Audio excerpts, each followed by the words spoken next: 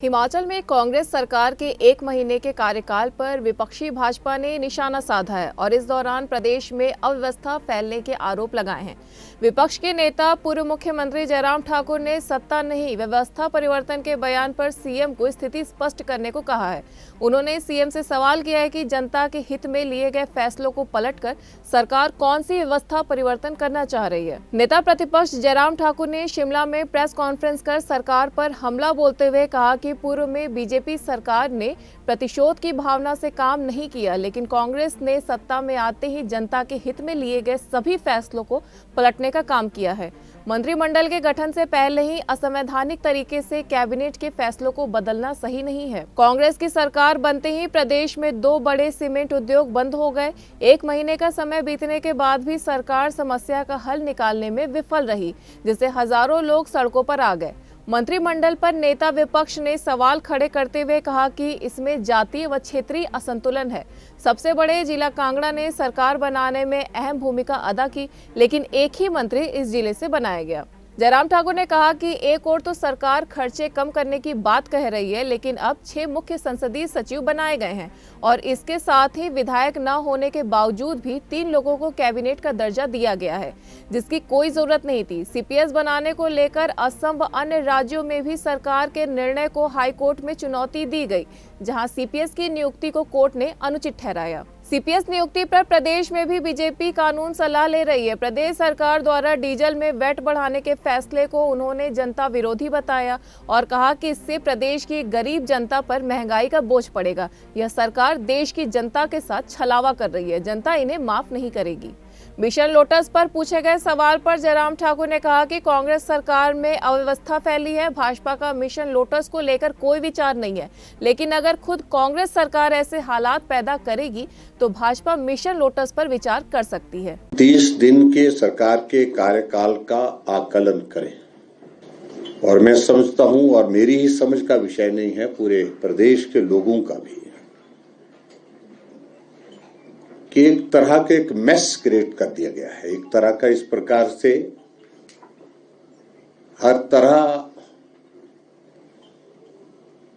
से व्यवस्थाओं में अव्यवस्थाओं का दौर देखने को मिल रहा है। अगर व्यवस्था परिवर्तन के संदर्भ में अगर माननीय मुख्यमंत्री जी बात कह रहे हैं तो उसका अभिप्राय क्या है? डिनोटिफिकेशन से व्यवस्था परिवर्तित होगी क्या? वो रिव्यू करते, रिव्यू करने के बाद उसके बाद आगे बढ़ते, जहां उनको लगता जस्टिफाई नहीं हो पा रहा है कोई इंस्टीट्यूट, तो उसके बारे में विचार करते। और ऐसी परिस्थिति की 1952 की एक पुलिस चौकी सुंदरनगर के डहर में खुली हुई, उसको भी डिनोटिफाई कर दिया। ऐसा एक जुनून चढ़ गया कि बंद कर दो।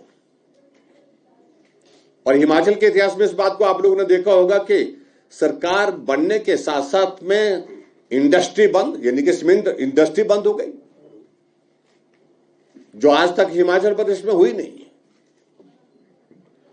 इंडस्ट्री के इश्यूज आते हैं, यूनियन के इश्यूज आते हैं, आपस में बैठ करके उनको सॉर्ट आउट करने का मैकेनिज्म डेवलप करना पड़ता है। और हिमाचल जैसे छोटे से प्रदेश के लिए सीमेंट इंडस्ट्री सबसे बड़ी इंडस्ट्री है और 2 इंडस्ट्री में ताले लग गए। एक तरह की अनार्की जिसको बोलते हैं कि पूरे समाज में इस प्रकार से फैल गई, और परिणाम उसका देखा होगा आप लोगों ने। 1 सप्ताह की सरकार बनने के बाद लोग सड़कों पर आ गए। क्या आज तक के इतिहास में हिमाचल प्रदेश में कहीं देखने को नहीं मिला? क्या यही व्यवस्था परिवर्तन है? प्रश्न ये खड़ा होता है।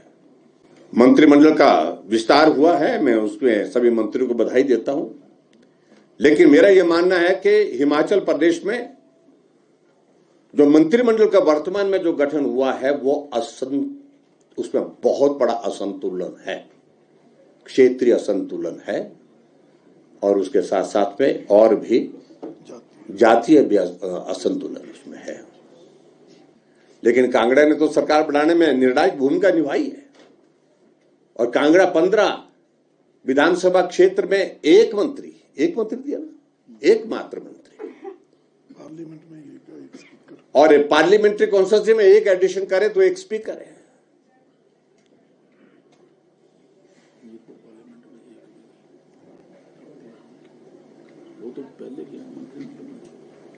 लेकिन उसके बावजूद जो लोग विधायक नहीं है और विधायक नहीं होने के बावजूद उनको कैबिनेट मंत्री के दर्जे दिए गए हैं।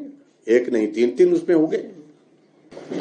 लेकिन साथ साथ में मंत्रिमंडल के विस्तार से साथ साथ में एक चीज बड़ी ध्यान में आई कि हिमाचल प्रदेश में एक साथ एक मुश्त 6 चीफ पार्लियामेंट्री सेक्रेटरी बना गए, मुख्य संसदीय सचिव बना दिए गए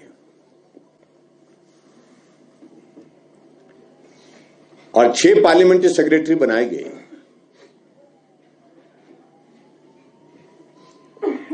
उसकी जरूरत क्या पड़ी आखिरकार इतना अविश्वास का भाव क्यों है कांग्रेस पार्टी के अंदर? कहीं भाग ना जाए, चले ना जाए, छोड़ ना जाए। ये एक परिस्थिति इस प्रकार की पैदा हुई है।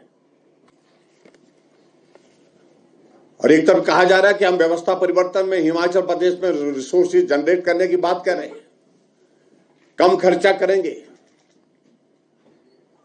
ये जो 6 मुख्य संसदीय सचिव बनाए, जिनको मंत्री के बराबर की सुविधाएं लगभग होंगी, क्या उस पर कोई खर्चा नहीं होगा? तो सीपीएस के संदर्भ में मैं इतना जरूर कहना चाहता हूं कि पहले भी इन्होंने 9 सीपीएस बनाए थे। एक बार